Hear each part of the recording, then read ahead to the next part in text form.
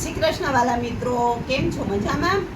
આજે આ મારો બીજો બ્લોગ ચાલુ થાય છે અને અમે ગયા હતા કાલે માર્કેટ ગયા હતા. ત્યાં આગળ અમે દીકરીને લીધી અને એની દીકરીને લીધી અને આગળ ચાલ્યા તો મેં મારી વહુને કીધું કે પૂજા, આપણે માર્કેટ તો આવી ગયા, પણ શું કરશું? માર્કેટમાંથી શું શું લેવું છે તમારે?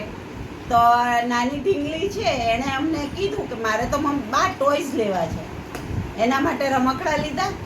પછી થોડાક આગળ ચાલ્યા, ત્યાં બધી દુકાનો જોઈ. તો બહુને કીધું કે તારે આમાંથી કોઈ ડ્રેસ મટીરિયલ છે કે ડ્રેસ છે તને ગમતું હોય એવું કંઈ પણ વસ્તુ.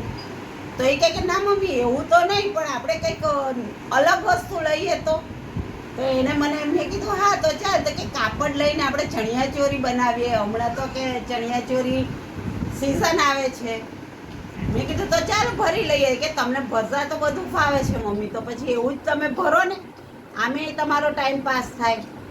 મેં કીધું ચાલો તો એવું કરીએ. એટલે મેં કાપડ લીધું, ઈ શોધ્યું. પછી આપણને ચણિયાચોરીમાં તો ખબર ના પડે, તો કે એમ કરો ને, દીદીને છે આશરી, એના માટે બનાવી લ્યો. તો દીકરીને ફોન કર્યો. દીકરી કહે કે મારે તો કે કલરમાં અત્યારે ચોઈસ કેમ કરું એમ. એટલે એ કે તું એમ કરો, મને પટ્ટા કરીને મોકલજો, પેચ કરી અને પછી હું એમાં ચોંટાડી દઈશ. મેં કીધું સારું.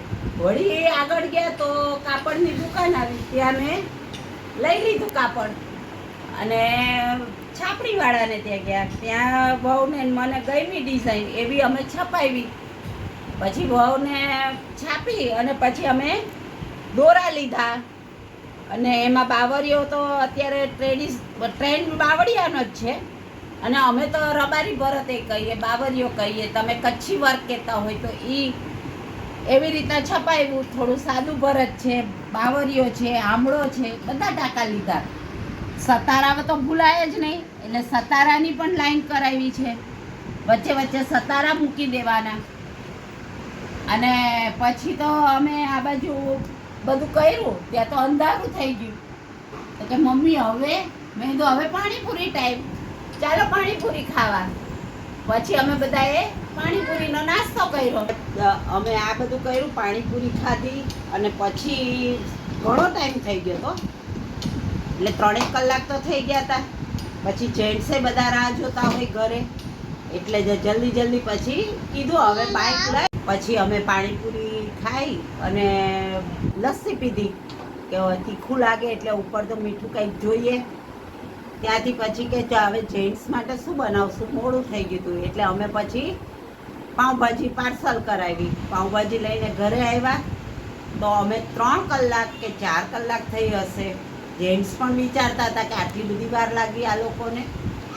પણ પછી ઘરે આવી અને બધું ખરીદી બતાવી અને જેન્ટ્સ લોકોને કીધું કે આજે તો અમે રસોડામાં રજા રાખી છે, તમે આ લઈ આવ્યા છે પાર્સલ, તમે ખાઈ લ્યો. અને બહુ સરસ આનંદ કર્યો અમે, બહુ મજા આવી. આવી રીતે ક્યારેક સાસુઓ એકલા નીકળી જાય ફરવા તો એમ પણ ચાલે, મજા આવી. અને હવે આ હું બનાવું છું, મેં ભરવાનું તો ચાલુ કરી દીધું છે અને પૂરું થશે એટલે તમને લોકોને ચોક્કસથી બતાવીશ. ત્યાં સુધી મારી ચેનલને લાઈક કરજો અને સબસ્ક્રાઈબ કરવાનું ભૂલતા નહીં. અને શેર પણ કરી દેજો, જેથી બધાને આ ખબર પડે. હા, અને કોમેન્ટ તો જરૂરથી કરી દેજો, તો જેથી મને ખબર પડે કે બરાબર. બાય, જય શ્રી કૃષ્ણ.